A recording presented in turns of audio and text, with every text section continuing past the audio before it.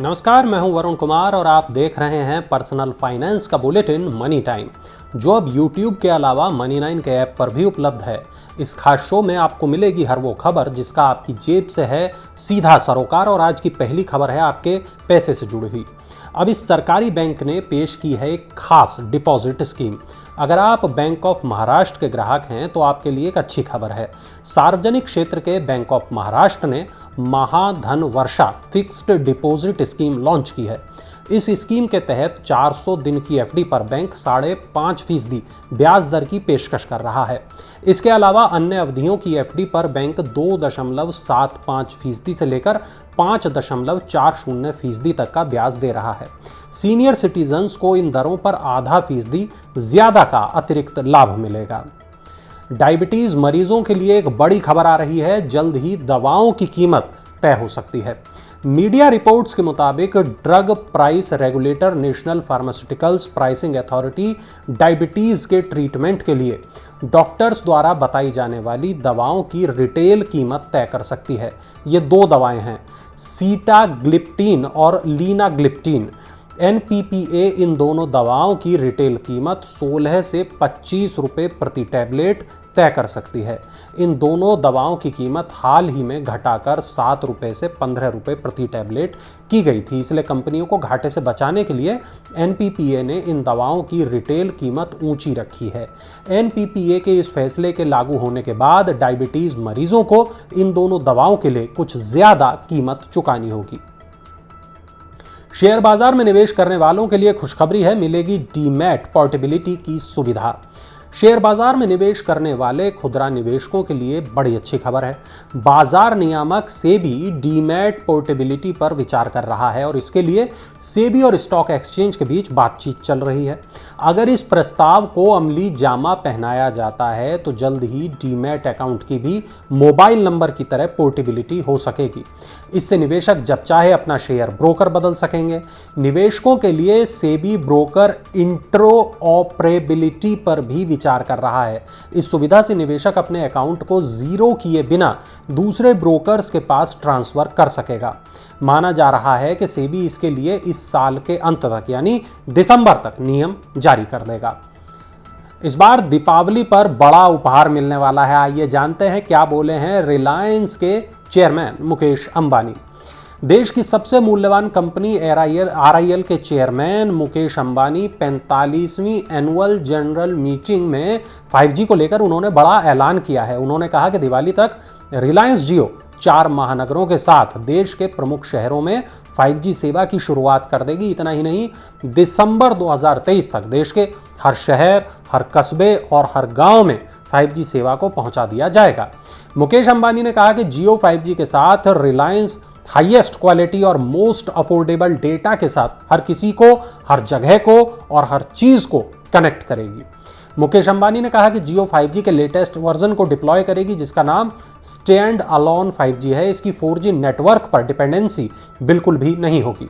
पूरे भारत में 5G network बिछाने के लिए कंपनी 2 लाख करोड़ का निवेश भी करेगी। जियो 5G बिना किसी वायर के अल्ट्रा हाई फाइबर जैसी स्पीड देगा और इसका नाम जियो एयर फाइबर होगा। Jio air fibre gigabyte internet speed देने वाला है। आईसीआईसीआई बैंक लॉन्च करेगा रुपे क्रेडिट कार्ड। शॉपिंग पर ग्राहकों को होगा फायदा ही फायदा। आईसीआईसीआई बैंक ने national payments corporation of India के साथ भागीदारी में रुपे क्रेडिट कार्ड लॉन्च करने की घोषणा की है।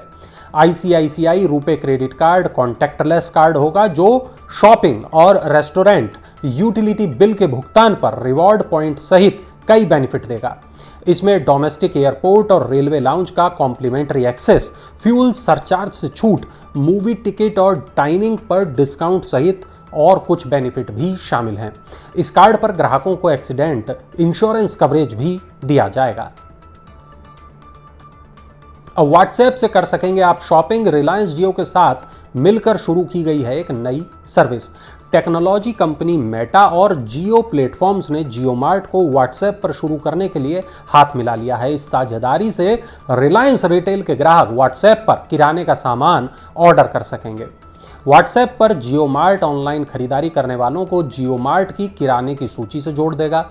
ग्राहक इस सूची से वस्तुओं को कार्ट में डालकर भुगतान करके सामान खरीद पाएंगे। रिलायंस इंडस्ट्रीज के चेयरमैन मुकेश अंबानी ने इस सेवा की शुरुआत करते हुए कहा कि हमारा लक्ष्य भारत को दुनिया के अग्रणी डिजिटल समाज के रूप में आगे बढ़ाना है। जीवन बीमा कंपनियां अब अपने ग्राहकों को बेचेंगी हेल्थ इंश्योरेंस। IRDAI ने शुरू की मंजूरी देने की तैयारी। बीमा नियामक IRDAI ने जीवन बीमा कंपनियों को दोबारा हेल्थ इंश्योरेंस मार्केट में उतरने की मंजूरी देने का संकेत दिया है और इसके बाद LIC समेत अन्य बड़ी जीवन बीमा कंपनियां क्षतिपूर्ति आधारित हेल्थ इंश्योरेंस कारोबार में उतरने की तैयारियों में जुट गई हैं। LIC के अलावा ICICI prudential life, HDFC life और बजाज एलियांस लाइफ जैसी बीमा कंपनियों ने 2016 में रोक लगने से पहले मेडिक्लेम पॉलिसी ये तमाम कंपनियां बेच रही थी। मेडिक्लेम पॉलिसी का सालाना नवीनीकरण होता है या उनकी बिक्री 1 साल की वैधता के साथ की जाती है। ये देश में सबसे ज्यादा बिकने वाली स्वास्थ्य योजनाएं हैं। सोना खरीदने वालों के लिए आ गई है अच्छी खबर। कीमत में आई आज और गिरावट। अंतर्राष्ट्रीय स्तर पर बहुमूल्य धातुओं की कीमतों में गिरावट और रुपए में कमजोर रुख के बीच सोमवार को दिल्ली सराफा बाजार में सोना 365 रुपए टूटकर 51,385 रुपए प्रति 10 ग्राम पर आ गया। चांदी भी 1,027 रुपए के नुकसान के साथ 55,301 रुपए प्रति किलोग्राम पर आ गई।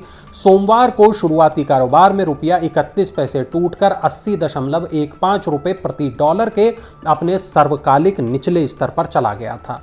अंतर्राष्ट्रीय बाजार में सोना $1721 प्रति औंस पर और चांदी $18.62 प्रति औंस पर कारोबार कर रही थी।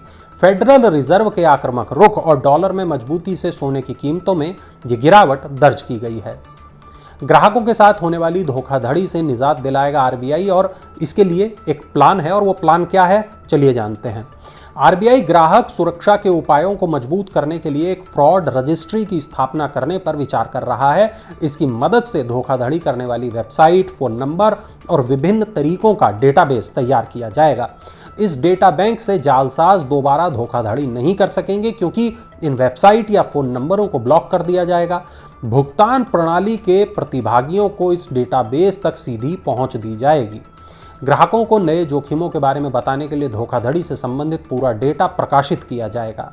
अमेरिका से आई खबर से डरा बाजार, निवेशकों को हो गया बड़ा नुकसान। अमेरिका के जैक्सन होल कॉन्फ्रेंस में जेरोम पावेल के नीतिगत मोर्चे पर आक्रामक रुख के बाद ब्याज दरों में बड़ी बढ़ोतरी की आशंका जताई। इस वजह से विदेशी संस्थागत निवेशकों के बीच चिंता बढ़ गई, जिसका असर सोमवार को भारतीय शेयर बाजारों पर देखने को मिला। BSE सेंसेक्स 861 अंक की गिरावट के साथ 57,972 अंक पर बंद हुआ। कारोबार के दौरान ये 1466 अंक तक नीचे चला गया था। घरेलू शेयर बाजार में गिरावट के साथ निवेशकों को 2.39 लाख करोड़ रुपए का नुकसान हुआ। एशिया के अन्य बाजारों में दक्षिण कोरिया का कॉस्पी, जापान का निक्की और हांगकांग का हैंगसेंग नुकसान में, जबकि चीन का शंघाई कंपोजिट मामूली बढ़त में रहा। तो ये थी आज की तमाम बड़ी खबरें, जरूरी और महत्वपूर्ण खबरें। अगर आपका भी कोई सवाल है पर्सनल फाइनेंस से जुड़ा हुआ तो उसे नीचे कमेंट बॉक्स में दर्ज कराएं। और हाँ, पर्सनल फाइनेंस की ऐसी ही बड़ी खबरों के लिए जरूर डाउनलोड कर लें Money9 के ऐप को। और अब चलते चलते हमारा ये खास इन्फोग्राफिक जरूर देखें।